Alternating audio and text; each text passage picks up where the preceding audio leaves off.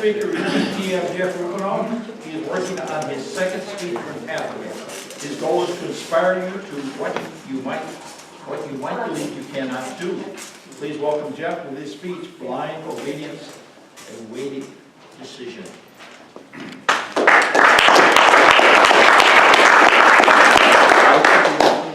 Toastmasters and guests, has someone ever told you you couldn't do something?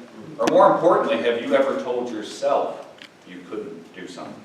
Blind obedience is a weighty decision.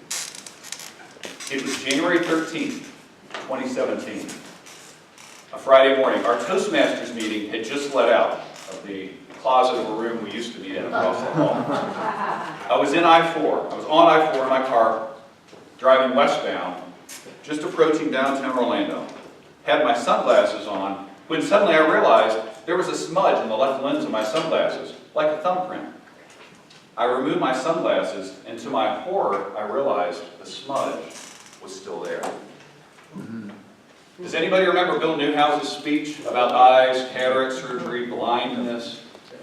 I have two reasons that that speech was important to me. My left and right eyes. You see, I've had LASIK surgery in both eyes. I've had cataract surgery in both eyes. I've had detached retina surgery in my right eye. Does anybody know what happens if you don't treat a detached retina? You go blind. You go blind. Even if you do treat it, sometimes you go blind. Thankfully, I got 20/20 vision back after having to be face down for 24 hours a day for 7 straight days. And when I say face down, 24 hours a day, I mean face down for eating, drinking, sleeping, showering, toileting. I could not roll over on my side at night. I was face down in a face cradle. One of the most excruciating time periods of my life. And what was happening in my left eye was reminding me of what happened to my right eye just 2 years before. So I'm on I-4. I get my health care through the VA. I head directly to Lake Nona, to the VA hospital there.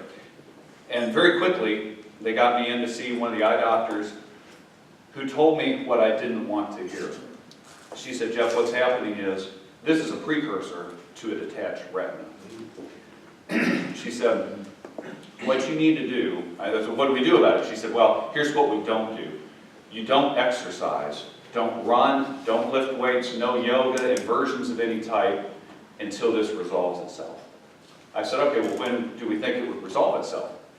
She said, oh, we don't know. It could happen today, a day from now, a week from now, a year from now. Some people live like this for the rest of their lives. At that point, I thought we were having a verbal breakdown. I said, okay, wait, so you're telling me I'm not supposed to exercise until this fixes itself, and it may not fix itself for the rest of my life, and I'm 49 years old, so I'm just not supposed to exercise again. She said, yes. That's what I'm telling you. Have you ever had someone tell you you couldn't do something? Or have you ever told yourself you can't do something? Blind obedience is a weighty decision. Well, I went on to the seminar. I'm a ruminator too, and I ruminated on that all weekend, thinking about what can I possibly do now? If I'm not supposed to lift weights, I can't get my heart rate up. And I'm a guy that's worked out on an almost daily basis since 10th grade. And I graduated in 1985 from high school, so 10th grade is a few decades ago for me. But suddenly, I find myself in the weight room, a neophyte. I'm spinning around in circles, aimlessly wondering, what am I going to do? Well, she mentioned hand weights.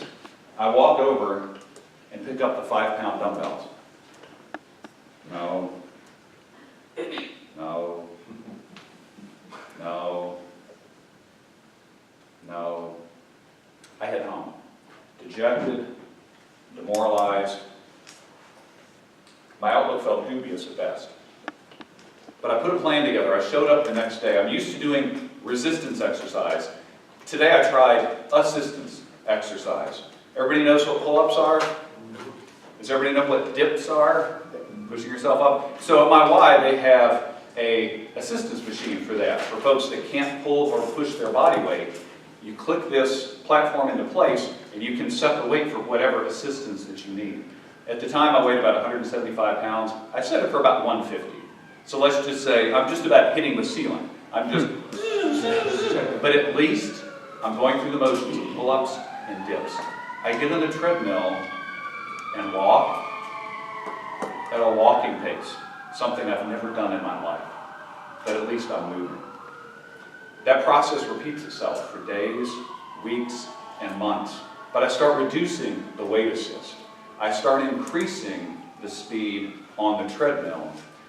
The joke between me and one of the trainers there was, Jeff's going to exercise and keep pushing it until his left eye pops out. It was much funnier to him than it was to me.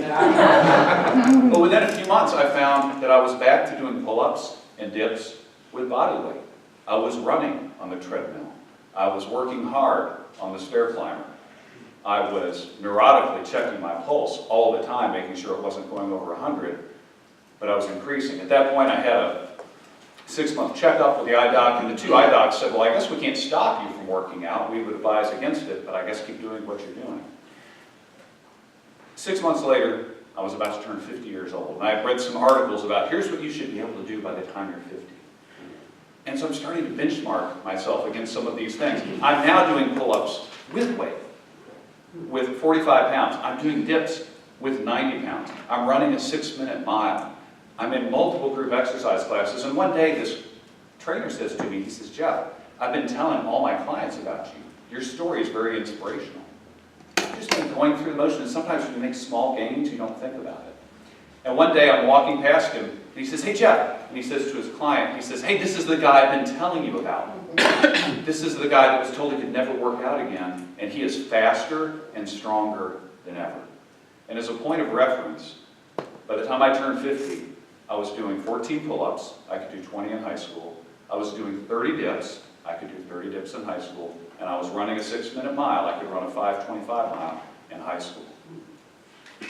All after I was told that I couldn't ever exercise again. Toastmasters and guests, have you been told there's something you can't do?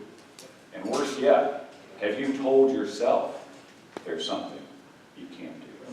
Blind obedience is a weighty decision.